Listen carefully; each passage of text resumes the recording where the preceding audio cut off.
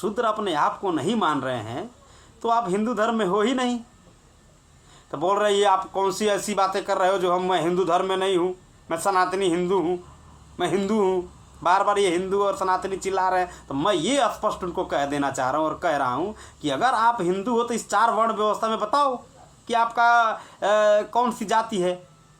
आप ब्राह्मण तो हो नहीं, क्षत्रिय तो हो नहीं, वैश्य और बनिया तो हो नहीं। तो अगर आप पिछड़ी जाति में अगर आते हैं, ओबीसी में अगर आते हैं, तो आप शूद्र अपने आप को मानने के लिए तैयार क्यों नहीं है भाई? तो बोल रहे हम शूद्र नहीं हैं।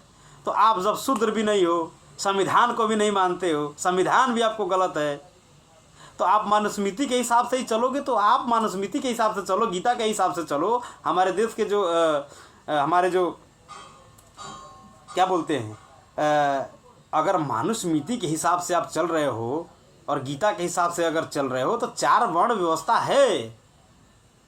4 वर्ण व्यवस्था जब ब्रह्मा जी ने बनाया है, 4 वर्ण व्यवस्था, तो चलना पड़ेगा भाई।